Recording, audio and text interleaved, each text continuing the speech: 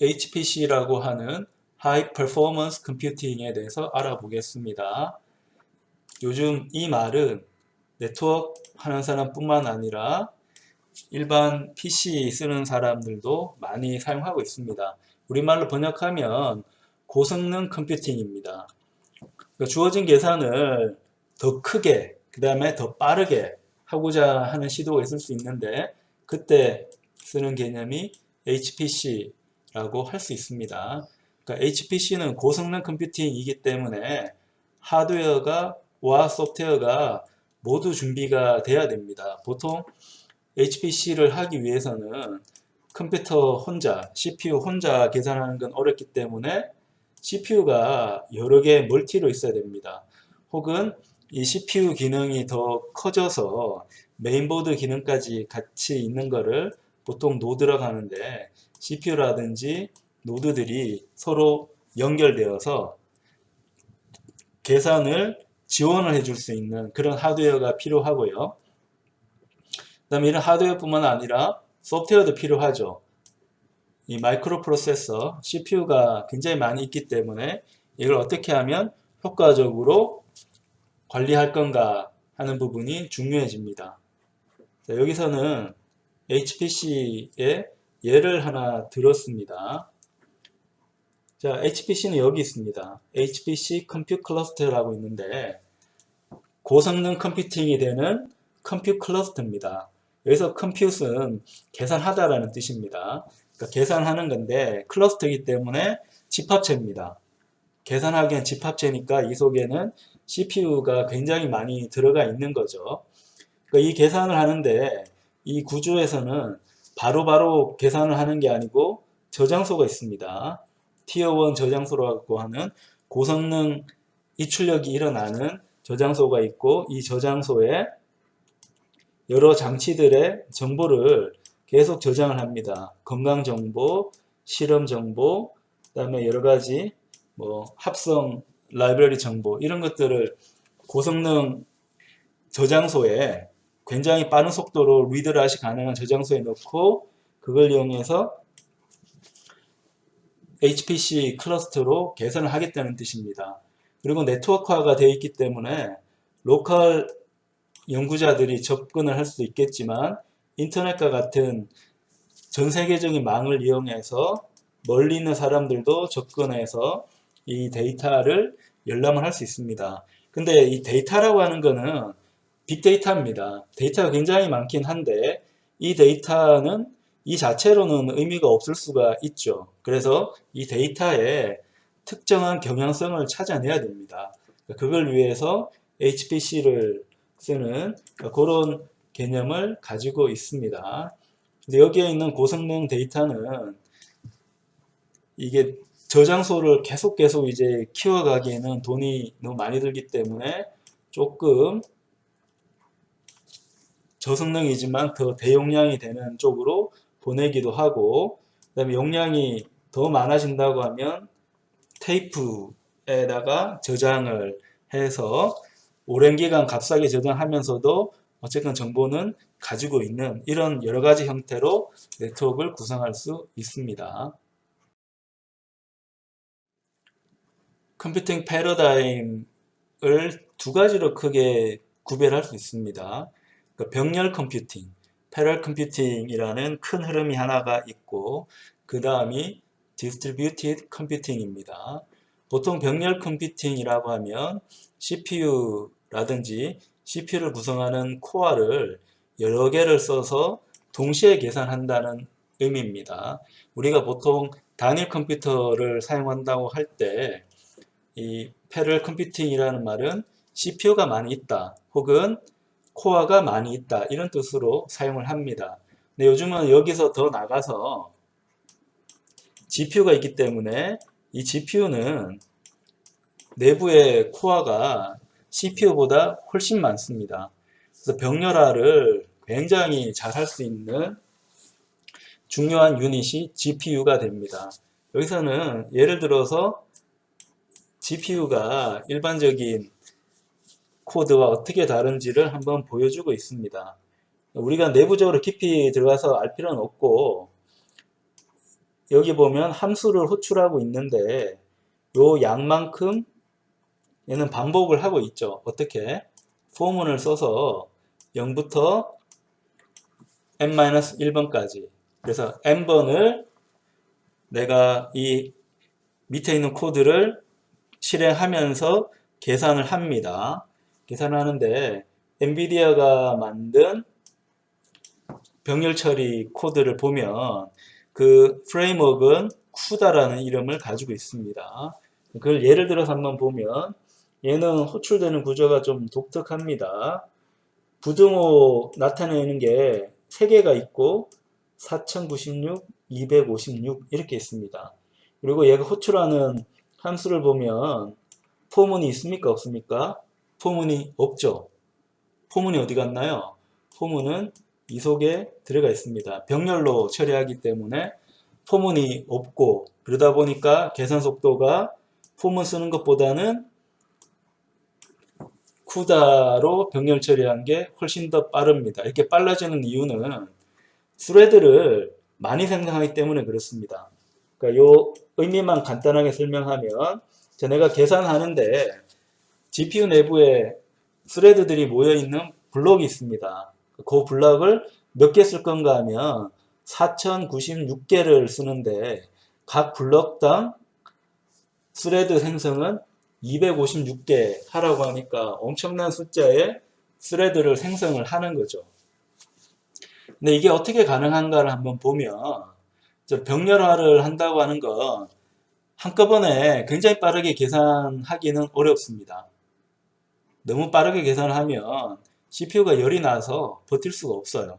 근데 이걸 병렬화해서 처리하게 되면 그나마 더 효과적으로 처리할 수 있습니다. 그래서 요즘은 디바이드 앤 컨커라고 해서 업무를 분해해서 각각의 거를 계산을 한 다음에 다시 합쳐주는 이런 방식이 많이 사용이 되고 있습니다. 물론 우리가 이런 병렬 프로그램을 배우진 않지만 앞으로 세상은 패럴 컴퓨팅이 굉장히 많이 쓰이는 세상이 되기 때문에 기본적인 이해는 해야 됩니다. 근데 병렬 컴퓨팅이 어려운 이유가 내가 기본적인 병렬화하지 않는 코드에 대한 이해가 없으면 병렬 컴퓨팅을 할 수가 없습니다. 이 병렬 컴퓨팅은 잘 모르는 사람이 볼 때는 컴파일러가 저절로 해준다라고 생각할지 모르지만 그렇진 않고 프로그래머가 판단해야 될 부분이 굉장히 많습니다. 그런 이유로 이 병렬 컴퓨팅을 실제 내가 코딩 하려고 하면 개념이 좀 어렵습니다. 예를 들면 여기서도 스레드라는 표현을 썼는데요. 이 스레드가 많이 들어보긴 했는데 이게 뭐지? 구별이 잘 안 갈 겁니다. 간단하게 이야기하면 자, 프로그램이 계산하려고 하면 뭐가 필요합니까? CPU와 메모리가 필요하죠. CPU와 메모리는 누구한테 받나요? 운영체제, OS한테 받습니다. 그러면 어떤 애플리케이션이 실행되려고 하면 컴퓨터한테 자원을 받아야 됩니다. 계산 자원, CPU, 저장 자원, 메모리 이걸 받아야 됩니다. 이 통제권을 가지고 애플리케이션이 실행이 되는데 자 그러면 이 애플리케이션을 실행하는 주체가 운영체제 입장에서는 프로세스가 됩니다. 프로세스가 돼서 이 프로세스가 애플리케이션을 실행을 합니다. 실행한다는 것은 메모리를 가지고 있고 이 메모리 기반으로 해서 명령어를 해독을 한 다음에 CPU한테 계산을 계속 시키는 거죠. 이걸 프로세스를 하는데 요즘은 이 프로세스 안에 스레드라고 하는 걸 여러 개 만들 수가 있습니다. 왜냐하면 CPU 자체가 코어를 가지고 있고 코어라고 하는 건 계산이나 제어를 하는 최소 단위입니다. CPU가 예전에는 코어가 한 개였는데 싱글 코어였는데 지금은 코어가 쿼드 코어 이상은 다 되죠. 코어가 4개 이상은 되기 때문에 이 코어들을 이제 어떻게 활용할 건가 하는 겁니다. 그러니까 애플리케이션을 실행하는 프로세스는 보통은 이게 한 개입니다. 네트워크 통신하지 않는다면 프로세스를 여러 개 만들 필요는 없죠. 애플리케이션 실행하는 건 딱 하나인데 이 애플리케이션이 이제 계산을 할 때 쓸 수 있는 코어가 여러 개가 있는 겁니다. 그럼 이 코어들을 어떻게 쓸 건지 시간 약속을 해줘야 되죠. 그래서 CPU와 메모리를 시간 약속대로 이제 써줘야 되는데 그 써주는 주체가 프로세스 안에 있는 스레드가 됩니다. 그럼 개념을 이렇게 생각하면 됩니다. 스레드가 여러 개가 있고 요걸 하나로 통틀어서 프로세스를 하는 거고요. 이 프로세스는 누가 제어하는가 하면 운영체제가 제어를 합니다. 그래서 프로세스는 하나더라도 스레드는 여러 개. 이걸 컴퓨터 하는 사람들은 멀티 스레드라고 이야기를 합니다. 스레드는 프로세스하고 비슷합니다.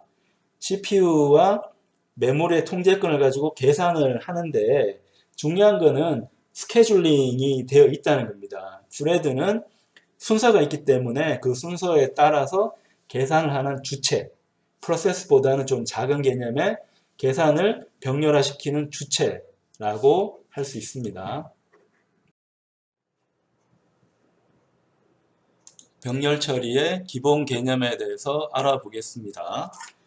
병렬 처리는 어렵게 생각할 필요가 없습니다. 말 그대로 작업이 동시에 병렬로 처리가 되면 병렬 처리가 됩니다. 병렬 처리의 개념을 정확하게 이해하기 위해서 통상적인 방법은 뭔가라고 생각을 해 봅시다. 자, 우리가 풀고자 하는 문제가 있습니다. 그러면 이 문제를 프로그래밍을 하는 거죠. 프로그래밍을 한다는 것은 CPU의 명령어를 순차적으로 CPU에 투입을 하는 겁니다. 그러면 CPU가 순차적으로 계산을 하게 됩니다. 이 순차적인 계산을 지원하기 위해서 우리가 구조적인 프로그래밍, if문이나 루프를 써서 논리적인 프로그램 설계를 하게 됩니다. 그러면 어쨌건 이 CPU는 순차적으로 하나하나 계산을 합니다. 이 경우에 계산 속도를 높이기 위해서는 CPU가 처리하는 명령어의 처리 속도를 높이면 되는 거죠. CPU 속도를 높이면 자연스럽게 일을 처리하기 위한 속도가 증가합니다.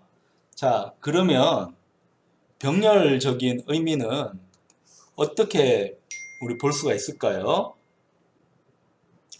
병렬 처리 관점으로 보면, 자, 우리가 풀고 싶은 문제가 있습니다. problem이 있는데, 이 풀고 싶은 문제가 있는데, 이 풀고 싶은 문제를 한 번에 하나씩 처리하지 않고 여러 개로 쪼개서 처리를 하는 겁니다. 그러니까 업무 분해라고 하는 건데, 업무 분해. 그러니까 job을 디바이딩을 해서 업무 분해를 해서 계산을 합니다. 자, 이 경우에 병렬 처리하기 위해서는 계산하기 위한 부분, 여기는 프로세스라고 이름을 붙였지만 흔히 말하는 코어가 있어야 됩니다. 이 코어는 계산을 하기 위한 부분 ALU와 제어하기 위한 부분 CU를 간략하게 축소해는 최소한의 계산 단위를 코어라고 한다고 생각하면 됩니다. 이 코어를 여러 개 사용을 하면 됩니다. 그래서 병렬 처리, parallel processing을 할 때 기본적으로 하드웨어는 코어가 동시에 계산 가능한 코어가 여러 개 있어야 됩니다. 여기서는 코어 4개, 보통 쿼드 코어 아니면 4코어라고 하는 건데 이 쿼드 코어를 가지고 계산을 합니다. 그럼 내가 풀고 싶은 문제가 있으면 이 문제를 따로 분해를 했기 때문에 분해된 문제를 따로따로 풀면 됩니다. 그러니까 CPU 속도, 코어의 속도는 동일하더라도 코어 개수가 늘어나게 되면 계산을 처리하는 속도는 4배 빨라진 것처럼 느껴지게 됩니다. 왜냐하면 싱글 코어, 컨벤셔널 메소드인 경우는 코어가 계산을 1번 한 다음에 2번 하고 3번 하고 4번 하고 해야 되니까 CPU 속도가 동일하다고 하면 1번부터 4번까지 업무를 처리할 때 필요한 시간이 병렬 처리하는 것보다 4배가 늘어나게 되겠고요. 병렬 처리를 하게 되면 1번, 2번, 3번, 4번을 계산할 때 동시에 계산이 일어나기 때문에 CPU 속도는 동일하더라도 병렬 처리하기 전보다 4배 가까이 속도가 빨라지게 됩니다. 자, 그러면 병렬 처리라고 하는 부분이 항상 좋을 것 같은데 그게 아니고 병렬 처리가 유용하려면 반복 작업이 있어야 됩니다. 반복 작업. 쉽게 이야기하면 C 언어에서 for문이 있으면 병렬 처리하기가 굉장히 좋은 거죠. 비슷한 작업이 반복되기 때문입니다. 이 병렬 처리하기 위한 방법은 뭐가 있는가 하면 이 오픈MP라는 방법, MPI라는 방법, CUDA라는 방법, 여러 가지 방법론이 존재를 합니다. 오픈MP는 가장 간단하게 병렬화를 할 수 있는 건데 CPU에 다수 개의 코어, 멀티코어를 이용하는 방식입니다. 그래서 오픈MP에서는 D램에 있는 메모리를 공유해서 사용하는 방식을 채택을 하고 있고요. MPI인 경우는 Distributed Computing인데 서로 떨어져 있는 컴퓨터 노드들 간의 통신을 통해서 계산을 하는 방식, 이 방식이 MPI 방식이 됩니다. 이 경우는 각 노드들에 있는 메모리를 사용하기 때문에 이 메모리는 shared memory라고 부르지 않고요. distributed memory라고 부릅니다. 컴퓨터 노드 각각에 떨어져 있는 메모리이기 때문입니다.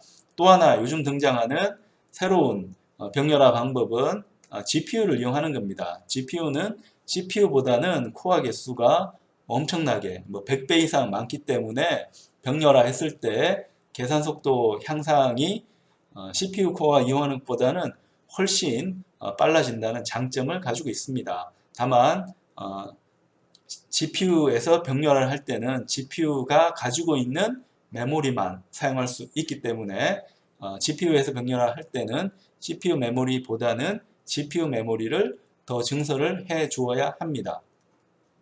병렬화를 할 때 우리가 주의를 해야 되는 점은 이 병렬화에서는 CPU 코어 개수가 많은 것도 중요하지만 이 계산을 할 때 서로 메모리를 접근하기 때문에 메모리를 어떻게 공유하면서 사용할 건가 하는 게 상당히 어려운 점 중에 하나입니다.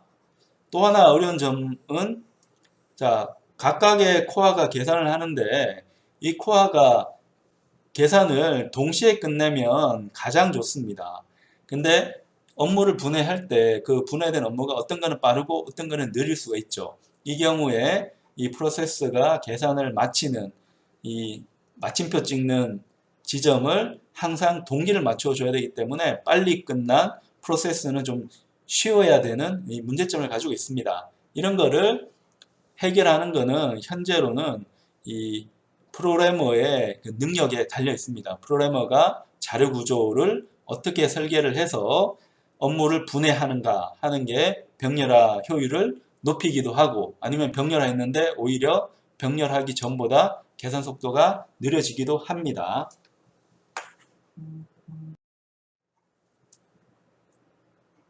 흔히 오픈MP라고 하면 오픈 멀티플 프로세싱에 대해서 알아보겠습니다. 오픈MP는 병렬화를 할 때 가장 쉽게 선택할 수 있는 병렬화 기법 중에 하나입니다. 그래서 오픈MP는 기본적으로 CPU에 멀티코어를 이용을 합니다. 멀티코어 이용을 하고 CPU와 연결되어 있는 메모리, D램이죠. 이 D램의 일정 부분을 공유해서 메모리를 각 코어들이 사용할 수 있도록 합니다. 그래서 오픈MP라고 하는 것은 표준 규약입니다. CPU로 병렬화를 할 때 각 프로세스 혹은 스레드가 어떻게 병렬 처리를 할 거냐 그리고 공유 메모리는 어떻게 할 거냐에 대한 규약을 담고 있는 게 오픈MP, 오픈 멀티플 프로세싱이라고 생각할 수 있습니다. 그래서 기본적인 이 계산은 마스터 스레드가 진행을 하고요. 그래서 우리가 포문을 만나면 이 포문에서 이 각각의 이 잡이 생성되기 때문에 이 잡을 포문에서는 반복해서 생성을 하죠. 예를 들어 30번 반복을 해야 된다고 하면 30번을 0번부터 29번까지 계속 실행을 합니다. 근데 만약에 우리가 스레드를 그림에 있는 것처럼 3개로 나눈다고 하면 이 30개의 반복을 10번씩, 10번씩, 10번씩 하니까 계산 속도를 3배만큼 아주 쉽게 올릴 수가 있죠. 그런 다음에 다시 스레드를 합쳐서 계산해 가다가 필요하면 스레드를 더 늘립니다. 이번에는 내가 40번 계산을 해야 된다고 하면 1번부터 4번까지 업무를 10개씩 분담해서 포문을 돌리게 됩니다. 반복 계산하게 됩니다. 근데 돌릴 때 스레드가 나누어졌기 때문에 계산 속도는 4배 올라갈 수 있습니다. 그래서 필요에 따라서 스레드는 내가 마음대로 생성을 할 수가 있습니다. 자, 이런 방식으로 원래 계산하는 절차에서 for와 같은 루프 구문을 만날 때 루프에서 반복되는 것을 스레드별로 분리해서 계산을 하는 방식이 오픈MP 방식이 됩니다. 근데 우리가 여기서 스레드라는 말을 많이 사용을 했습니다. 스레드라는 말하고 좀 헷갈리는 게 이 process라는 말이 있습니다. process. process는 우리말로 번역할 때 번역을 못하고 프로세스라고 그냥 하고요.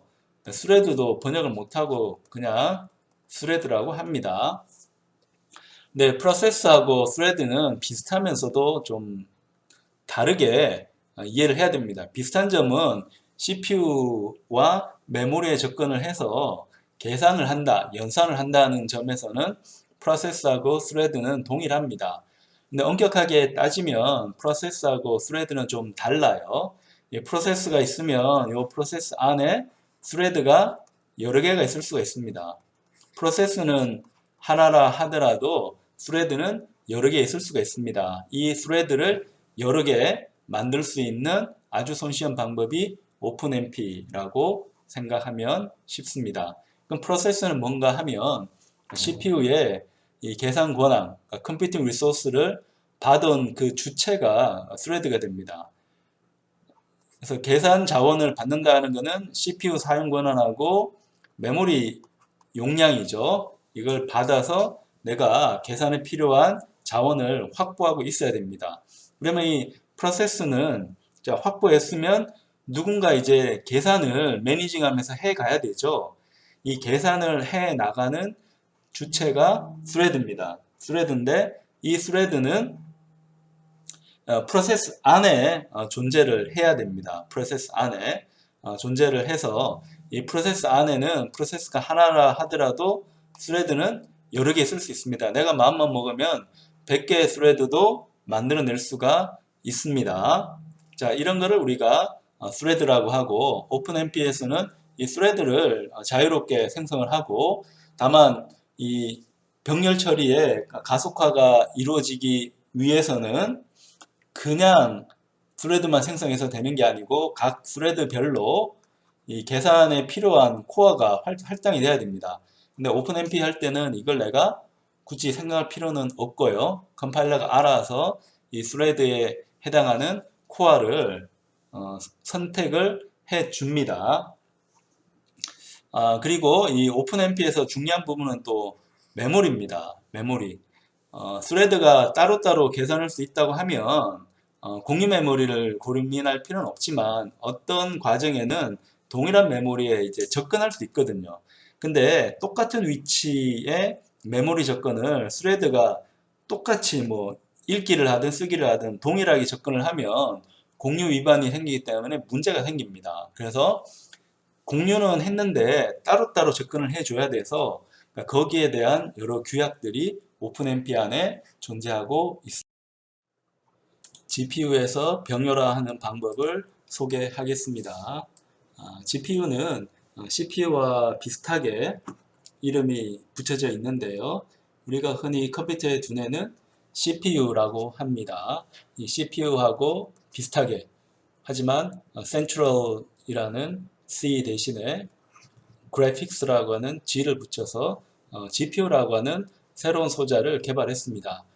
GPU는 이름에도 그대로 나와 있듯이 그래픽스에 특화된 계산 처리 소자가 됩니다. 이 GPU를 프로그래밍을 해야 되는데 여러 가지 방법이 있지만 GPU를 처음 만든 회사는 엔비디아입니다. 엔비디아에서 만든 GPU를 프로그래밍하기 위한 프로그래밍 아키텍처 혹은 프로그래밍 프레임워크는 CUDA라고 부릅니다. CUDA는 Compute Unified Device Architecture이라고 합니다. Compute은 계산하다라는 거고요.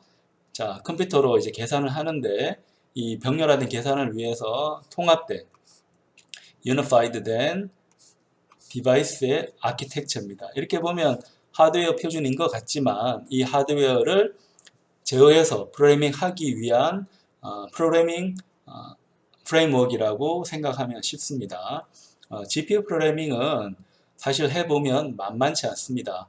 우리가 보통 비주얼 스튜디오 같은 컴파일러 이용해서 프로그래밍 하는 거는 CPU에서 보통 프로그래밍을 합니다. C, 자바 같은 프로그래밍 언어는 CPU에서 프로그래밍을 하지만 GPU를 쓰게 되면 GPU에서 계산을 해야 됩니다. 어떻게 할까 이렇게 고민할 수 있을 건데 엔비디아에서 전용 컴파일러를 제공을 해주고 있어서 이 전용 컴파일러를 우리가 사용하는 통합 개발 환경 쪽에 연결시킨다고 하면 어렵지 않게 그 프로그래밍 환경 구축할 수 있습니다.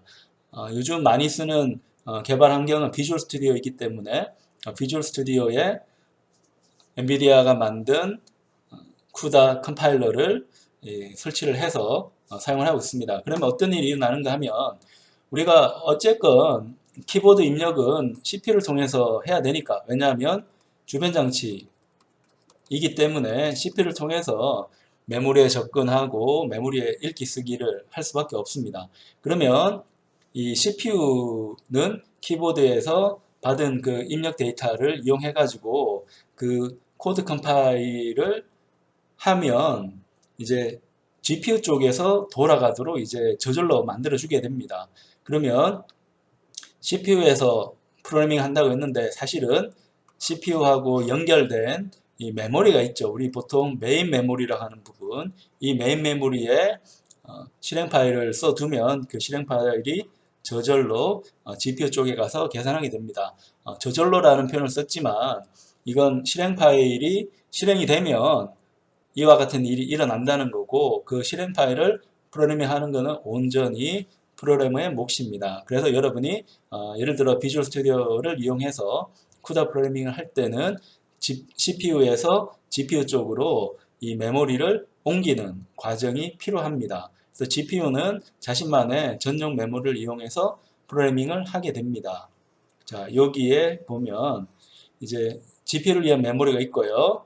여기 이제 메인 메모리가 있는데 메인 메모리에 있는 걸 갖고 와서 계산을 한 다음에 최종 결과는 CPU 쪽으로 돌려주게 됩니다. 이게 전형적인 GPU의 프로그래밍 방법입니다. 그러니까 정리하자면 GPU 프로그래밍은 CPU를 통해서 인터페이스를 하긴 하지만 실제 계산은 GPU에서 일어나게 되고요.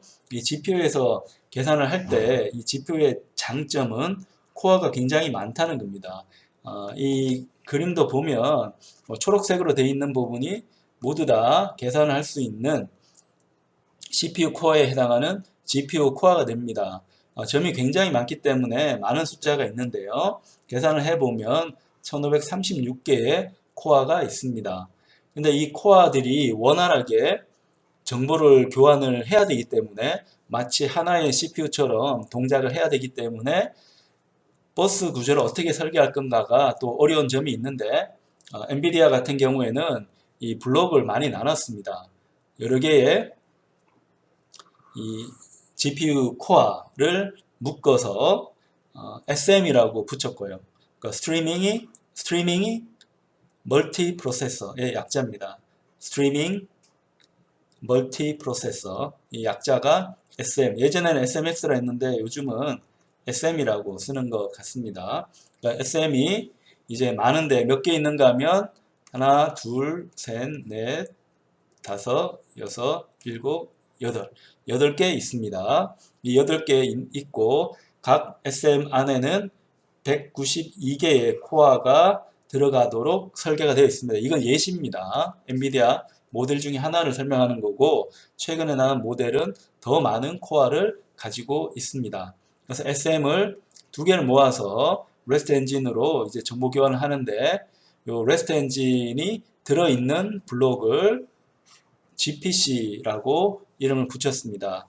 그러니까 GPU 프로세싱 클러스터라고 해서 GPU에서 프로세싱이 일어날 때 그 기본 단위가 GPC가 됩니다. 이 GPC가 이 그림에서는 4개가 존재를 하게 됩니다. 이건 하나의 예시라고 생각을 하면 됩니다.